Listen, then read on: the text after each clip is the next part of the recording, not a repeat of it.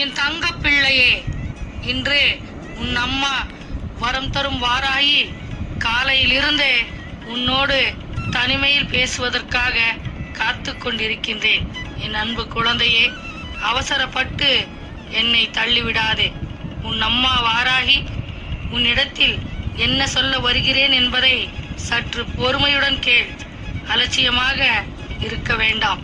பிறகு நீதான் வருத்தப்பட போகின்றாய். என் தங்க பிள்ளையே, உன்னுடைய வாழ்க்கையில் உனக்கே தெரியாமல் உன்னை சுற்றி மிகப்பெரிய சூழ்ச்சி ஒன்று நடந்து கொண்டிருக்கின்றது. நீ இதை எதையுமே அறியாமல் உன்னுடைய வாழ்க்கையை நீ இழந்து விடாதே. என் குழந்தையே, உன்னுடைய இந்த வாழ்க்கையில் நடந்து கொண்டிருக்கின்ற சூழ்ச்சிகள் என்னவென்று நீ தெரிந்து கொள்ள வேண்டும் என்றுதான் உன் அம்மா வாராகி வந்திருக்கின்றேன். என் அன்பு குழந்தையே, இந்த வாழ்க்கையில் நீ எத்தனை கனவுகளோடும் மகிழ்ச்சியோடும் நீ அடி எடுத்து வைத்தாய். நீயாக விரும்பி ஏற்றுக்கொண்ட இந்த வாழ்க்கையில் இப்பொழுது எந்த ஒரு சந்தோஷமும் நிம்மதியும் இல்லாமல் மனவேதனையுடன் கஷ்டப்பட்டு கொண்டிருக்கின்றாய்.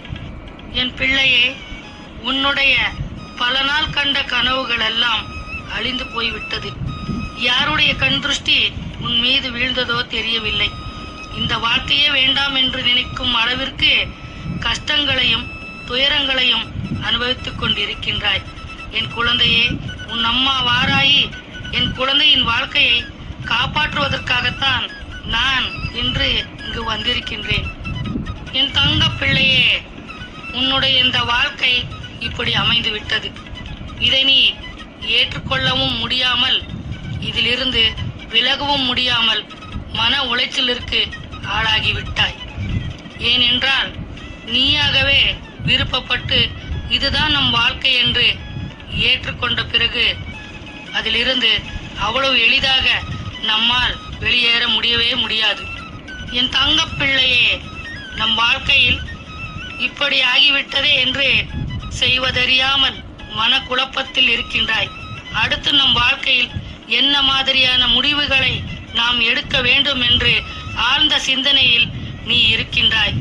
எத்தனை முறை சிந்தித்து பார்த்தாலும் அதற்கான தீர்வு மட்டும் உனக்கு இன்னும் கிடைக்காமல் தவியாய் தவிக்கின்றாய்.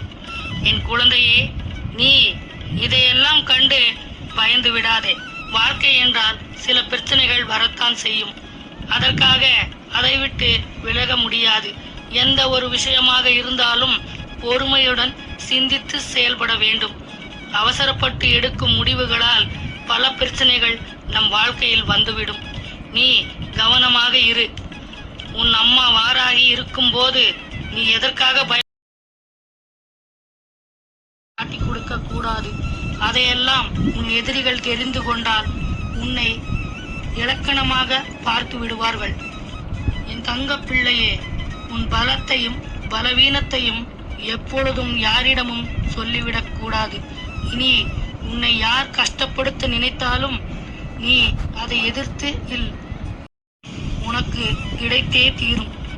என் தங்க பிள்ளையே, உனக்கு வந்திருக்கும் கஷ்டங்கள் எல்லாம் தீர்ந்து விடுகின்ற நேரம் இப்பொழுது வந்திருக்கின்றது. இனி நீ மகிழ்ச்சியாகவும் நிம்மதியாகவும் வாழப்போகின்றாய். ஓம் வாராகித்தாயே போற்றி என்று சொல்.